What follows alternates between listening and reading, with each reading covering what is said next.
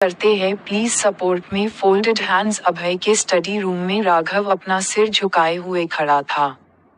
वह एक मासूम बच्चे की तरह मुंह बनाए हुए भाई को ही देख रहा था। अभी उसके सामने किसी राजा की तरह एक किंग साइज चेयर पर बैठा हुआ था। वह उसे घूर कर देख रहा था और उससे पूछता है कि तुम अभी नीचे क्या करने वाले थे। राघव मासूम सी शक्ल बनाकर कहता है, मैं तो कुछ भी नहीं करने वाला था। मैं तो कितना मासूम हूँ ये कहकर, और अपना चेहरा और मासूम बनाने की कोशिश करता है। अभी गुस्से में उसे घूरते हुए कहता है, तुम अब बच्चे नहीं हो। अगर तुम्हारी ऐसी हरकतों को अंशिका ने देखा होता तो। जिस पर राघव उसे कहता है, मैंने ऐसा भी क्या कर दिया बस मैं तुम्हें गले ही तो लगाने वाला था। अभय उसे चिढ़कर कहता है, क्या तुम्हारा ऑफिस में मुझे गले लगाकर दिल नहीं भरा था जो अब तुम मुझे यहाँ भी गले लगाना चाहते थे। मैं तुम्हें इस बार छोड़ रहा हूँ, पर आगे से ध्यान रखना। जिसे सुनकर राघव खुश हो जाता है और एक बार फिर से अभय के ऊपर चढ़ जाता है। तभी अंशिका स्टडी रूम का दर खोलकर अंदर आती है, कॉफी लेकर। वह अभय को कॉफी देने वाली ही थी, पर अभय और राघव को इस हालत में देखकर कॉफी उनके हाथों से गिर जाती है। अभय और राघव मुड़कर दरवाजे की तरफ देखते हैं। अंशिका हड़बड़ा जाती है और अपने होश में आते हुए के हकलाते हुए कहती है कि मैं दूसरी कॉफी लेकर आती हूँ। वही दरवाजे पर अंशिका को देखकर अभय राघव को जोर से दूर धक्का दे देता है। अंशिका किचन में आ जाती है और खुद को नॉर्मल करने की कोशिश करती है। अंशिका खुद से ही कहती है, क्या सच में हुकुम सा? पर फिर खुद का सिर झटक कर कहती है, हम ये क्या सोच रहे हैं पर हमें पूछना तो चाहिए। अंशिका, अपनी सोच में फिर से खोकर, खुद से कहती है कि अगर ऐसा नहीं है, तो दोनों ही हालत में क्या कर रहे थे। इसी विचार से कॉफी बनाकर फिर से अभी के स्टडी रूम के बाहर खड़ी होती है। जब अंदर जाने वाला होता है, तब उसे थोड़ी देर पहले की सारी बातें याद आती हैं। अंशिका दर को नॉक करती है, अभय कह रहा होता है, अंशिका अंदर आओ। अंशिका अंदर आकर, अब अभय के साथ, किसी को देखे बिना गहरी सांस लेती है। लग रहा है जैसे वह बड़ी एकवचन स्थिति से बच गई हो। अभय अंशिका की सारी हरकतों को नोटिस कर रहा है। अंशिका उसके पास कॉफी लेकर आती है, और अभी कुछ नहीं कहता।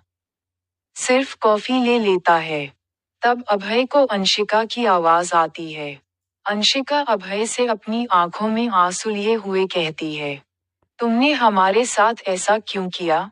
अभय कंफ्यूज हो जाता है और अंशिका को देखने लगता है। अंशिका अपनी आंखों में आंसू लेकर कहती है, आपने तो हमारी पूरी लाइफ ही खराब कर दी। उसकी आंखों से आंसू बहने लगते हैं।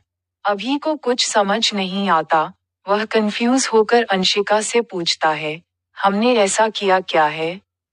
अंशिका कहती है, अगर आपको लड़कों में इंटरेस्ट था, तो आपने हमसे शादी क्यों की? अब हम क्या करेंगे? हम तो किसी को मुंह दिखाने लायक नहीं रहे। ये कहकर वह शीशक कर रोने लगती है।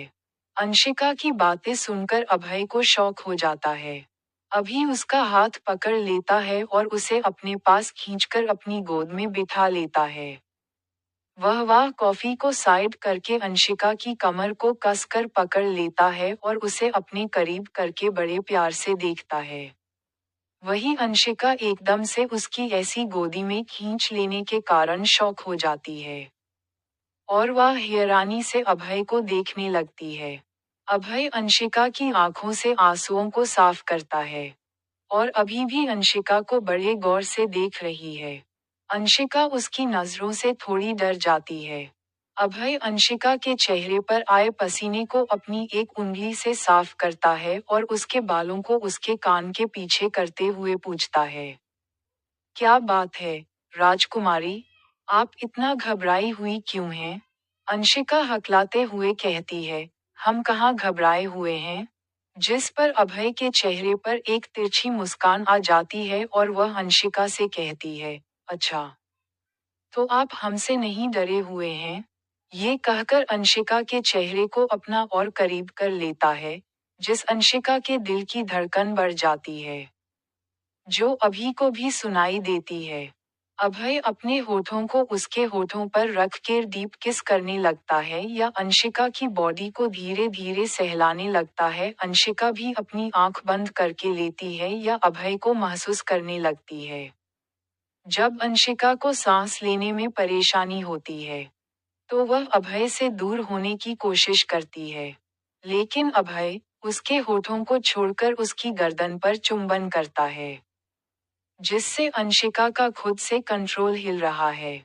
अभय उसकी ड्रेस को उसके कांधे से सरकार देता है और उसके कांधे पर चुंबन करता है। अभय, अंशिका को बिस्तर पर लेटा देता है और धीरे धीरे अंशिका भी मदहोश लगती है। अभय उसकी ड्रेस की जिप खोलने लगता है, जिसमें अंशिका थोड़ा घबरा जाती है, लेकिन अभय उसे नहीं छोड़ता। अंशिका के गार्डन पर किस करते हुए अभय उसकी ड्रेस को सरका देते हैं और उसके कंधे पर अपने होठों से किस करते हैं। तभी अभय उसको काटने के लिए लेता है, जिसे अंशिका की आह निकल जाती है या वह होश में आ जाती है। वो अभय को खुद से डरती है। अंशिका खुद को कंबल से ढकने की कोशिश करती है। अंशिका थोड़ा दूर हटकर कहती है, हमें समझ आ गया है कि आपको सिर्फ लड़कियों में दिलचस्पी है। कृपया अब हमें जाने दीजिए। अभय उसके कहने पर कंट्रोल कर लेता है या वॉशरूम में चला जाता है और ठंडे पानी के नीचे खड़ा हो जाता है। अंशिका भी गहरी सांस लेती है और खुद से कहती है, अंशिका, क्या हो गया था तुझे? कैसी बकवास थी? हुकुम सा क्या सोच रहे होंगे तेरे नंगे में? कहकर वह अपना चेहरा पिलो में घुसा लेती है। कुछ देर के बाद वह भी चेंज कर लेती है और बिस्तर पर लेट जाती है। अभी जब वॉशरूम से बाहर आता है, देखता है कि अंशिका सो चुकी है। उसके चेहरे पर एक खुशी भरी मुस्कान होती है और वह दुनिया का सारा सुकून अपने चेहरे पर लेकर चैन की नींद सो रही होती है। अभी उसकी तरफ देखकर कहते हैं, अच्छी बात नहीं है, राजकुमारी, आप हम बेचैन करके खुद चैन से सो रही हैं। जिस दिन हमें परेशान करने का मौका मिला, हम आपसे हर चीज का हिसाब बराबर कहेंगे। ये कह कर उसके चेहरे पर शैतान मुस्कान आ जाती है। ये कहते हुए अभय इतना हैंडसम और आकर्षक लग रहा है कि कोई लड़की उसे देखे तो अपना दिल उसे दे देने से रोक नहीं पाती। अभय कुछ देर बाद उसको अपनी बाहों में भर कर सो जाता है। अंशिका को भी अब आदत हो गई है और वह भी अभय के सीने पर सिर रख कर सो जाती है। सुबह अंशिका की आंखें खुल जाती हैं और वह देखती है कि वह अभय के सीने पर सिर रख कर सोई हुई है।